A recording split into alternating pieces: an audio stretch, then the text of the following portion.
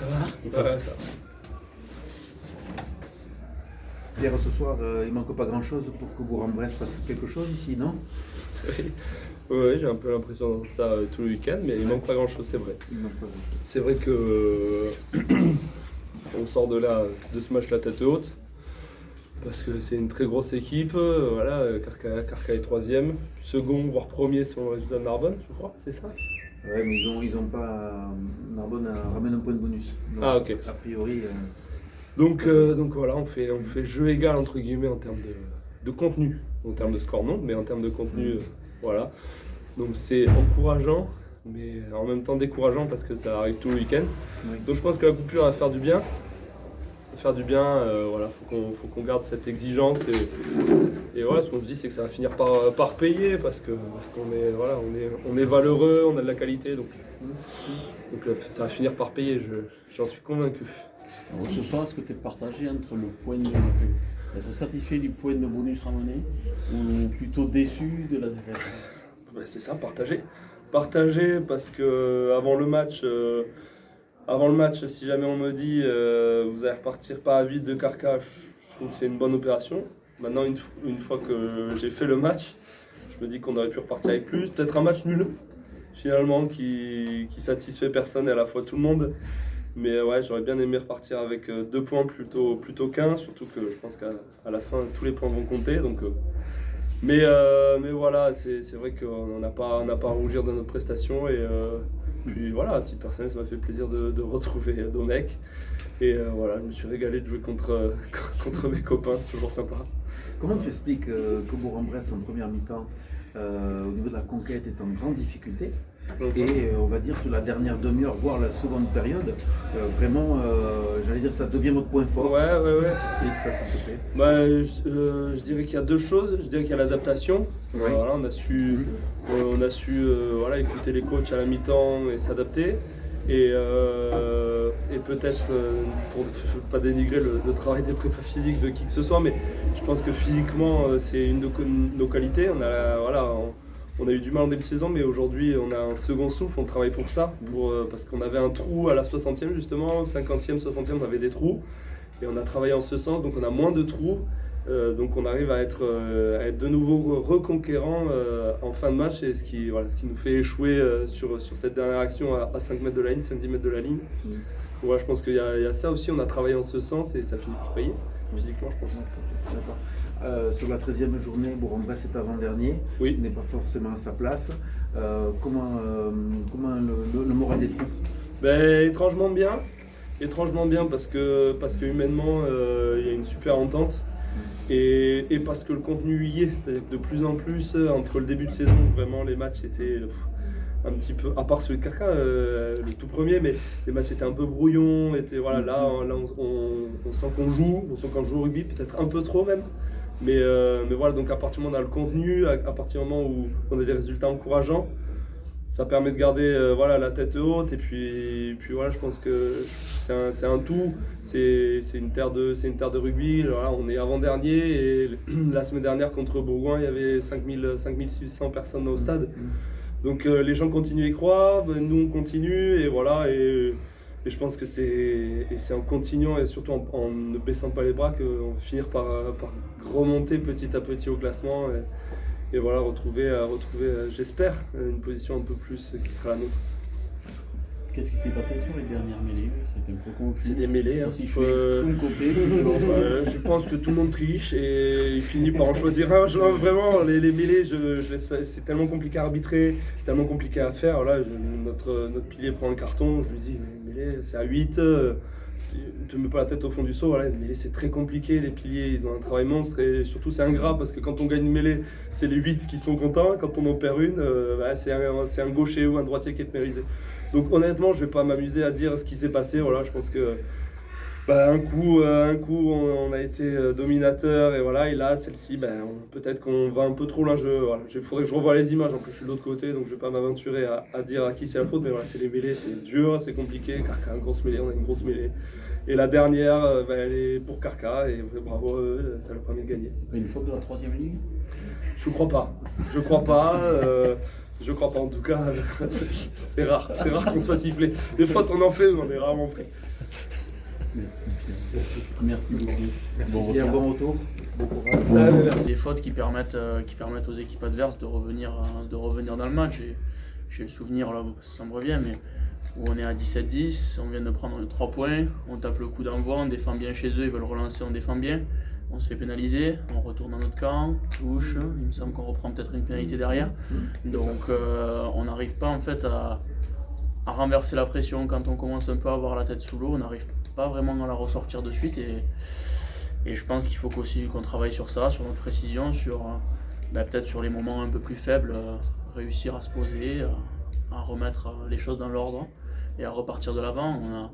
Sur les 5 derniers matchs ou 6 derniers matchs, on a pris je crois presque 9 cartons ou 8 cartons. Donc l'indiscipline, elle paye pour l'instant. En fait. La semaine dernière, ça nous fait perdre le bonus. Là, on aurait pu aussi faire match nul sur la fin. Donc il va falloir faire attention et on va y travailler. Je pense que ça va le faire. Il reste à faire passer les fêtes et après 2 matchs à l'extérieur. 3 matchs à l'extérieur, pardon. Voilà. Bloc de 3 à l'extérieur, après bloc de 3 à domicile. C'est ça. Donc, ça va être compliqué ça, non? C'est pas un bloc facile avec on a des déplacements sur Rennes, Massy et Chambéry. Ouais. Chambéry, je connais petit un club. petit peu. Ouais, Chambéry, je connais un petit peu. C'est pas simple d'aller jouer là-bas. Ouais. Ils nous ont même bien fait chier ici. Ils ont battu Narbonne. Ils ont battu Narbonne aujourd'hui, oui. Après, voilà, on va prendre les déplacements les uns après les autres. On sait qu'il va falloir qu'on aille chercher des points de déplacement pour rattraper celui qu'on a perdu à Yerkarkeran, celui qu'on a perdu parce que pour moi dans la tête il est perdu contre Narbonne. Et ces points, il va falloir aller les chercher à l'extérieur. Alors, on n'a pas d'objectif pour le moment, mais on sait que minimum il va falloir aller en prendre un. Après 2, c'est mieux, 3, on verra. Mais déjà, on va essayer d'aller en prendre un et on va essayer d'aller faire des coups. De toute façon, c'est comme ça qu'on marche depuis le début, en faisant des coups à l'extérieur. À domicile, on arrive à rester un peu maître ici. En allant chercher des coups à l'extérieur, on sait que c'est comme ça qu'on fait des bons classements. Donc ça va être un vrai test. Ce bloc de 3 matchs, ça va être un vrai test et pour nous préparer en plus pour après avoir 3 réceptions encore à la maison qui vont être compliquées aussi. Donc, À l'intersaison, aujourd'hui, tu es sur le podium après avoir basculé dans la phase retour. Est-ce qu'à l'intersaison, tu t'aurais signé de suite pour être à cette position-là? Bien sûr, on aurait tout signé de suite. Après, voilà, tout le monde se dit Carcassonne, ça descend de Pro D2, donc ça va jouer le haut de tableau. Mais on voit bien, Bourg-en-Bresse, ne descend pas de Pro D2, mais à une équipe qui est armée pour la Pro D2. Et quand ça va pas, ça va pas. Donc, bien sûr qu'on aurait signé de suite. Après, on sait où on a pêché, on sait où on a été bon aussi. Et on va continuer à travailler pour faire encore mieux. Mais voilà, on va pas se plaindre de cette, je crois que c'est 2e ou 3e place, on verra, peu importe, mais on est sur le podium, on va continuer à travailler et toute la suite de la saison va nous servir, j'espère, de préparation pour peut-être aller jouer des phases finales, on verra bien.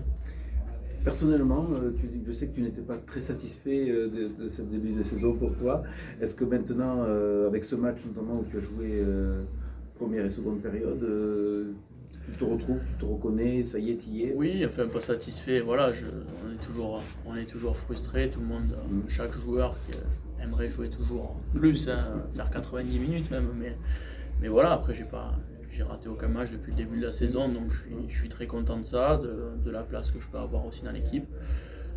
J'avais un brin de frustration surtout pour les matchs où je me sentais bien et j'étais obligé de sortir à cause de petits pépins, de petites crampes et tout ça. Aujourd'hui, il n'y en a pas eu, ça s'est bien passé, j'ai fait les 80 minutes après.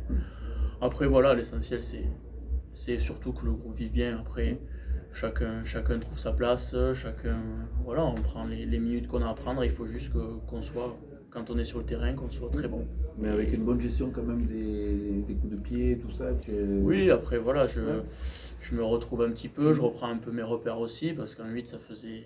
la dernière fois que j'avais joué en 8, c'était ici contre Oyonnax pour mon premier match en Pro D2, donc après j'avais joué un petit peu à Pamiers, mais ça n'avait pas duré longtemps. Donc non, je retrouve mes repères, et puis je suis bien aidé par tout le monde aussi, donc voilà, quand on joue derrière une mêlée qui est conquérante, c'est toujours plus simple, et quand on a des mecs qui font le travail en défense, on a des joueurs au pied peut-être qui sont un peu plus tranquilles, donc c'est un travail du groupe. Deuxième ou troisième ligne, quel est ton poste que tu préfères, le poste que tu préfères? Peu importe. Peu importe. Non, peu importe. Tant que je suis sur le terrain, ça me convient. Après, c'est pas le même. C'est vrai que là, je me retrouve à toucher peut-être un peu plus de ballons, un peu plus de ballons à couverture. C'est vrai que c'est différent, mais après, on reste sur les mêmes bases au service de l'équipe et peu importe, troisième ligne, 8, 4, 5. Alors il y a le départ de Carl Ferns qui joue en numéro 8, c'est une grosse perte aussi pour le club, c'est un gros joueur qui quitte le rugby international. Qu'est-ce que tu en penses, toi qui étais un petit peu en concurrence avec lui, même si je ne veux pas dire s'il n'y a pas de concurrence, c'est un sport collectif, je veux dire, tout le monde a sa place. Qu'est-ce qu'on se dit? On se dit, tiens, je vais avoir un peu plus de place pour moi. Après, on saisit les chances qui s'offrent à nous. Après, je peux pas me permettre de dire que j'étais en concurrence avec Karl, qui a une carrière longue comme le bras et qui est un joueur excellent. Après, voilà, c'est surtout humainement où ça fait chier pour lui. On voit qu'il traîne un petit peu la patte ces derniers temps et qu'il avait un peu de mal physiquement. Donc ça fait chier parce que c'est une bonne personne, on a passé des bons moments, le groupe vivait bien ensemble, le groupe vivait bien avec lui, tout le monde. Je pense qu'il lui aussi pourra dire qu'il a été bien reçu dans le groupe. Donc voilà, c'est surtout la perte, voilà, d'un élément fort quand même, parce que on sait que un Karl à 100%, ça nous apporte beaucoup sur le terrain. Donc voilà, mais après on va continuer à travailler, il va falloir apprendre à faire ça. Et puis voilà, et aujourd'hui ça s'est bien passé en espérant que ça continue. Merci Romain, merci beaucoup. Merci Romain. Et bonne fête. Hein. Ouais, à vous aussi. Allez Eric, à toi. Bonsoir tout le monde. Eric, tu nous avais dit lors du match contre Tarkiran que tu avais fait sortir trop tôt les cadres. Est-ce que ce soir, quand tu fais rentrer une vague de joueurs, tu t'es dit merde, est-ce que je vais pas faire la même bêtise? Ou est-ce que ça va pas virer pareil? Non, pas du tout. Je crois pas que je savais que je faisais la même bêtise. Je crois que les joueurs avaient pris conscience de la semaine, on s'est expliqué entre nous. On s'est dit les cas de vérité et ça fait du bien. Voilà, après, c'est vrai qu'on finit un peu dans le dur, mais je crois que rentrement aussi intéressant. Et attention, cette équipe de Bourg-en-Bresse, je crois qu'elle ne mérite pas sa place. Je crois que tout le monde l'a vu ce soir. Quand on voit l'équipe qu'ils ont déjà sur le papier, depuis qu'il y a eu la reprise de M. Savé, on les voit mieux jouer, on le voyait à la vidéo, et je crois que c'est une équipe qui est très efficace en ce moment. Donc voilà, on a su résister à la fin, s'arc-bouter sur la ligne, et ça c'est un état d'esprit. Je crois que ce qui s'est passé ce soir sur les 5 dernières minutes, ça va marquer nos esprits et surtout le groupe. Tu as dit aussi lors de la dernière interview qu'on n'était pas assez tueurs pendant le match et qu'il y a un bis repetita peut-être ce soir. C'est un bis repetita, on s'affole trop, on a fait des erreurs. Voilà, à chaque fois qu'on rentre dans cette zone des 22 mètres, on n'est pas assez efficace par moment pour tuer le match, surtout en fin de première mi-temps. Et à l'arrivée, c'est ça qui nous rend. On n'arrive jamais à les mettre à distance, ces équipes, et pouvoir vivre des fins de match plus sereines. Donc ça, on le sait avec Jean-Marc et les joueurs, on en parle souvent avec eux, et on n'y arrive pas. Voilà. Après, on perd cette guerre de ping-pong dans notre longueur de jeu au pied, et à l'arrivée, on fait un avant qui enchaîne une série de mêlées, une série de choses, un carton jaune et un enchaînement de difficultés qui arrivent. Donc voilà, mais c'est bien, je crois qu'on sait qu'on a encore du travail, heureusement. Voilà. Jean-Marc disait aussi, j'aimerais bien que la pièce tombe du bon côté. Est-ce que ce soir elle est tombée du bon côté?